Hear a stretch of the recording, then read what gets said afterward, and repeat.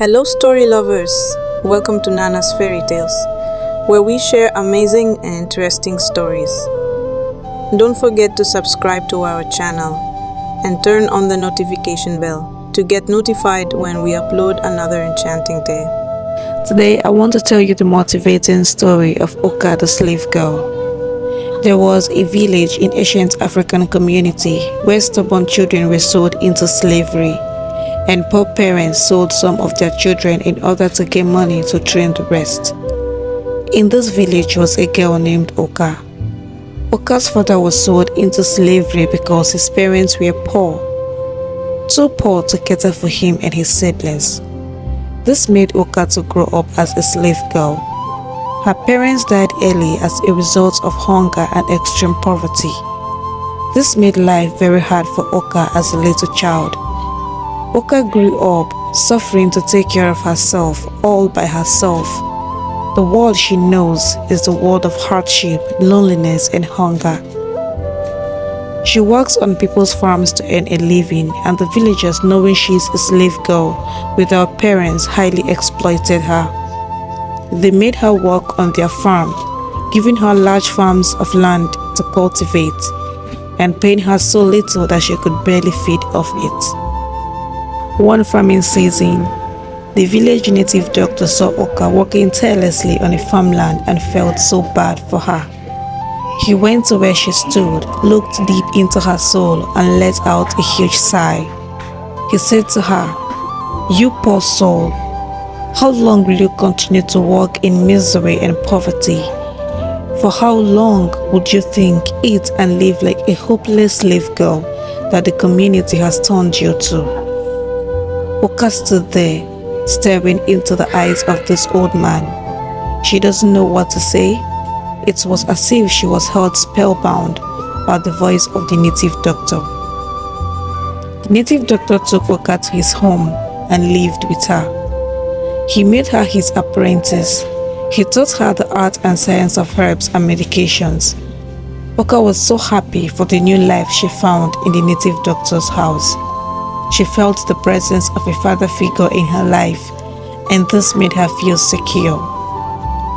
She diligently carried out her duties in her new home, and as time went on, she began to master the art and science of herbs. She began to administer herbs and concoctions to the sick in the community. She has the best herbs and solutions to every sickness brought before her. This brought her favor and fame throughout the community. People lavished her with gifts each time she prepares medications for them, and it takes on positive effects. Life for Oka became rosy and continued being rosy until her foster father, the village-renowned native doctor, became aged and ill. Oka, being his only family, took over the profession.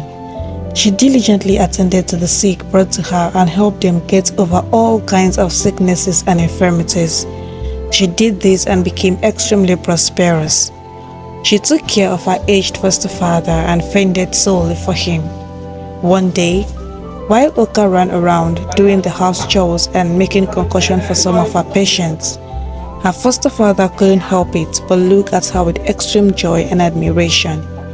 He looked at her and said, "The people shall call you favored, and kings shall come to your rising. You will serve kings, and the people will call you blessed. You found favor in the eyes of the gods." Oka simply looked at her father and smiled. She's used to being blessed by him. One fateful season, a strange sickness began to afflict some people in the society, and some people in the palace, including the prince, was affected. The top physicians were employed, but none of them could proffer solution to the infirmities afflicting the land. Oka was troubled. She ran to her father and told him all that is going on in the community. Her father told her the rituals and sacrifices she would perform in order to receive raiment from the gods, on how the sicknesses could be tackled and healed. Oka performed these rituals and sacrifices for some days, and on the 7th day of the ritual, she received in a dream the herb mixture that would heal the sicknesses. Oka rose from the dream and happily ran to her father "I think I finally found a solution to the infirmities," she shouted. Her father looked at her and smiled. He said to her, "May the gods continue to increase your wisdom, my child." The next day, Oka went to the palace and told the king that she has found a solution to the sicknesses that has plagued the people. All the afflicted people were brought before her. She brought out the concoction she made using the herbs she saw in her dream and gave some doses to each of the patients. She gave them the prescriptions and left. The patients began to take Oka's medications. Days into taking the concoctions, great change was found. The patients gradually began to drop some symptoms. After a while, they all became whole again. The king called for a celebration to celebrate and crown their healer. The appointed day was set and colorful. Oka was called out before the people and crowned as the village healer. This means that they would be paying homage to her monthly. She wouldn't have to work or farm to earn a living. She lived off the laborers of the villagers as their potent healer. This became a twist of fate in the life of Oka.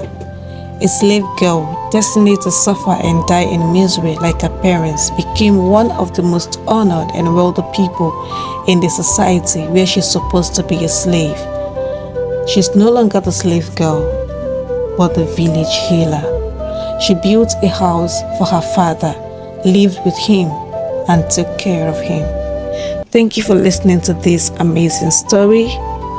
Hope you had a nice time and hope you enjoyed it. Do not forget to subscribe to our channel and turn on the notification bell to get notified when we upload another amazing story. Till then, see you.